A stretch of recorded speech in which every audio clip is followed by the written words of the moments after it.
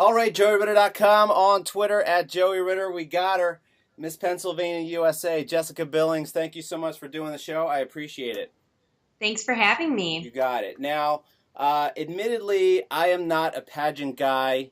In my whole life, I can't say I've ever really watched a pageant before or paid attention to it. But guess what? 2013, that completely changes. I'm all in this year.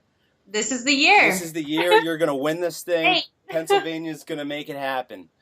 Now, I did a little bit of research on you over the last couple days, and my perception, I guess, of women that compete in pageants has changed a little bit because your motivation to get into the whole thing is because of your brother who's autistic. And I watched another interview that you did, and please stop me if I get any of this wrong. But basically, when you were little, somebody came up to you at a restaurant and said, we paid good money to be here, referring to your brother. Why is he here? And that kind of impacted you. Now, how old were you when that happened to you? I was actually only 5, so that was definitely a really pivotal point in my life because I did watch my mom, stand up for her family. It just when I was just a little thing, and I knew at that time that it was okay to, also be an advocate and stand up for Jamie, my brother. Okay, so you're 5 years old, so you're obviously making new memories. You understand what's going on. But I mean, were you scared? Were you just kind of like, I what were you feeling? Yeah, it was definitely a moment of, I guess I didn't know how to feel. And I remember just being like scared and uncertain and, kind of just like in disbelief that this woman would come up and say something like that.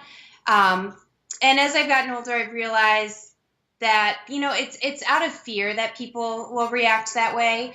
And it's not necessarily, I don't want to say it's common, but it's not uncommon. And I think that's something kind of as a sibling I view as my role to, let people ask questions. I'm so happy to answer, anything about my brother, about autism, because I think it's when people don't know they do get scared, and Sure. that's what happens. Sure. So So, in the time when you were 5 till, you started competing in pageants, was there anything that happened in the middle there where you got involved? actually, a lot happened, I would say. I became a human rights commissioner when I was just, oh my gosh, I must have been in 5th grade, and I was served as the youngest voting human rights commissioner and served a really long term. I think it was 5 years, and then had the opportunity to speak at the state capitol and have raised funds and organized teams for walks for autism. So I've always been an advocate my entire life. So that's, when I became Miss Pennsylvania, I knew that that was something that I really wanted to, take to the next level and get more people involved and share my message even, to a larger audience. Great. Now, you've been competing for about 8 years, right? In this current pageant. Correct. Now, 8 years, that is a long time. I mean, you're talking your late teens, your early 20s, significant periods of your life. I pride myself as a guy that doesn't give up. But I mean, after like maybe 3 years, I would have been like, okay, I don't know if I can do this. But what kept you going for 8 years?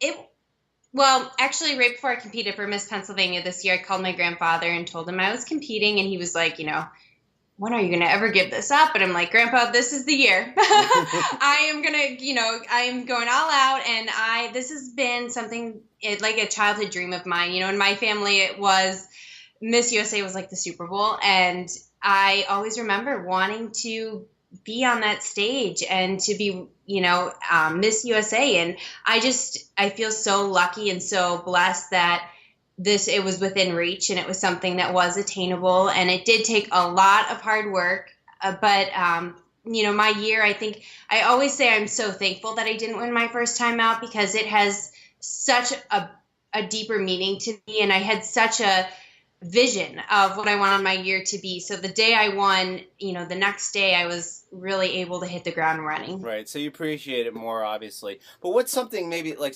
after year 6, for example, you've gone that long. What could you possibly, work on further to improve yourself? In life, I feel like we always have moments where we can just take a step back and, really learn and grow. And I would say the thing that I did differently this year, it was, I know you're asking about year 6, but they kind of all blend together. It doesn't have to be year 6, but But this year, what I really did is I thought, what I did when I was 19 years old is not, what I am now as a 26-year-old. So I literally just wiped the slate clean. I cleaned out my closet, sold all my wardrobe. I mean, I was like, I need to revamp and work with a different team of people who can help me and find different mentors, and really just started fresh and really develop myself as a woman. And I think that that's something to just kind of take with me for life, that it's, you should never become stagnant. I think self-growth and personal growth, whether it's through a pageant or a new business opportunity, can always be exciting. Sure. Now, because you've been in the game for so long, surely you remember a couple years back, Miss South Carolina having trouble with a question.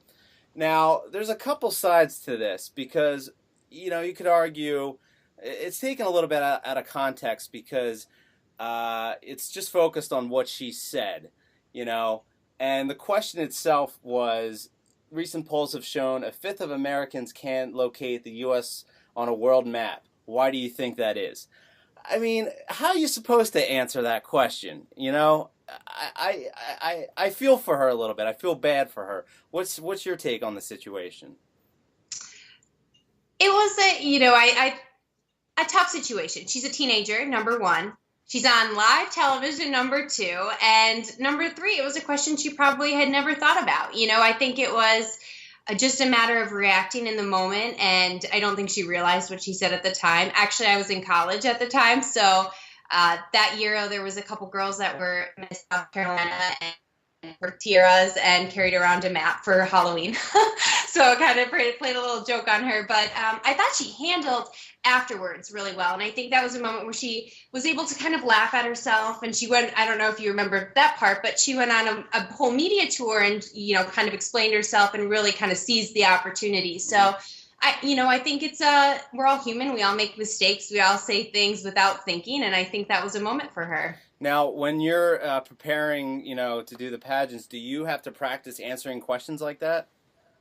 I definitely stay on top of current events and will, kind of think about things and make sure that I'm thinking through and knowing how I feel, because I feel like when you know who you are and what you believe, then you're able to articulate that much clearer. So it's not like practicing for Jeopardy where you have to get all these categories and answer all these questions. It's not like that at all? Luckily, in the interview and with, opinion questions, there is no wrong answer, I guess, because, you believe what you believe. You just hope you don't have that Miss South Carolina moment where you stutter and have something like that. So. Right. Now, do you think there's a certain age that females should start competing in pageants? In other words, is there an age that's too young? That's a tough question. I think it's very, very based on an individual. I actually did compete when I was younger, and I was a little girl who, when I went to parades, I would I'm scared of everything, the fire trucks. But when the princesses went by, I was like, Mom, I want to ride in a parade.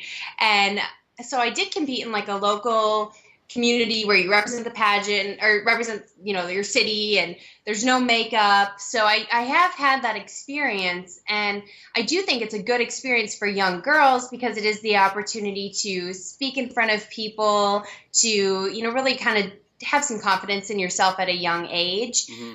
But, when you see parents that are forcing their children to do something that they're not comfortable with, I never support that, whether it's hockey or pageants or, whatever that is. I think it's very important for the child to be wanting to do that. Okay, I strongly disagree on hockey, but as far as pageants, no, I'm kidding. I'm just a huge hockey fan, but hey, I was originally from Minnesota. That's where I grew up, so, okay.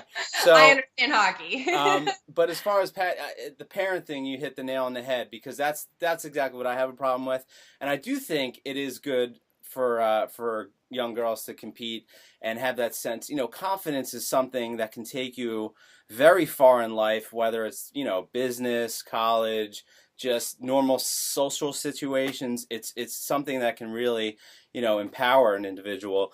But it's the other side of it, and I have a daughter, she's 1 year old, and it's like, these are the things that keep me up at night. It's like, if she's 10 years old and says to me one day that she wants to compete in a pageant, I just don't know how I'm going to handle that situation. And my advice to you as a parent would be to do your research, because there's a lot of great children's pageants that are focused on community service, that are no makeup. I mean, they will wipe your face with a Kleenex if you're wearing makeup, and they really do focus on developing the little girl as, being confident in herself, speaking and community service, like I said. So I just think it's very important to understand that there's different types of pageants, kind of like different leagues of baseball. That's what I always tell people, and to really know what you're getting yourself into before. Sure. But there's a positive side and then there's a negative side. I definitely don't think there's anything cute about little girls wearing makeup and bikinis or anything like that. So gotcha. Okay.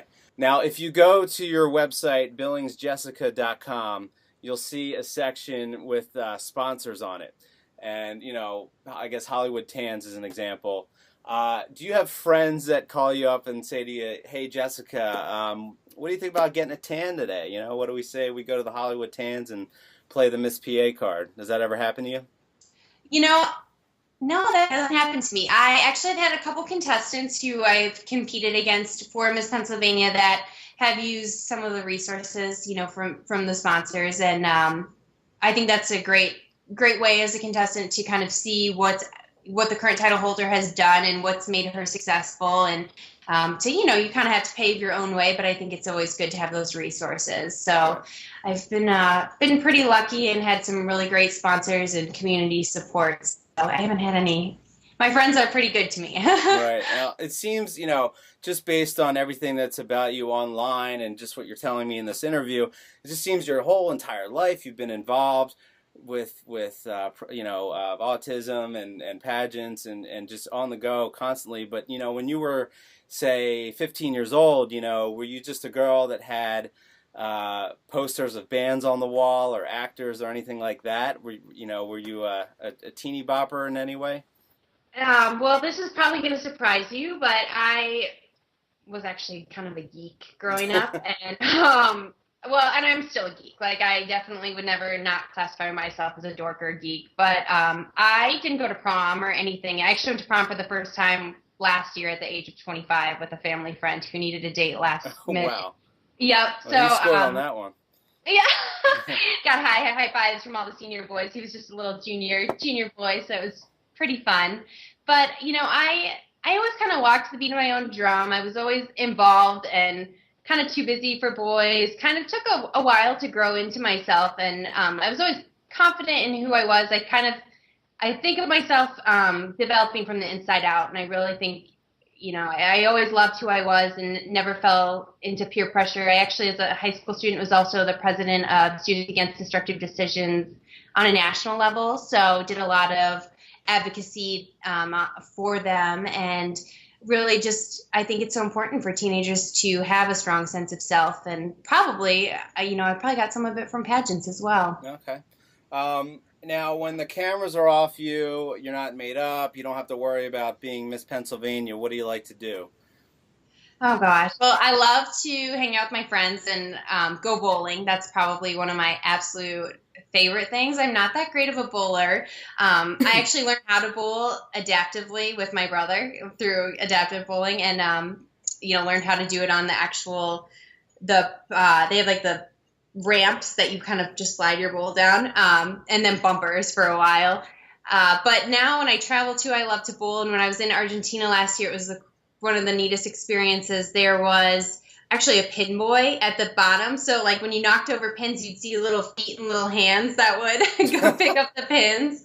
So that was pretty fun. Jessica, I really appreciate you doing the show. And again, go to votemisspa.com. You can vote 10 times a day. And it's not a very invasive voting process. Yeah. They won't send you emails. You can vote from, if you have multiple email accounts, you can vote from multiple email accounts. And definitely do that. Pretty easy. Yeah. So we'll be watching. And again, billingsjessica.com on Twitter @billingsjessica. And good luck, and we'll talk to you soon. You got to come back though if you win. Oh, I definitely will. All right. First, you lined up as Miss USA. Beautiful. All right, thanks, Jessica. Thank you.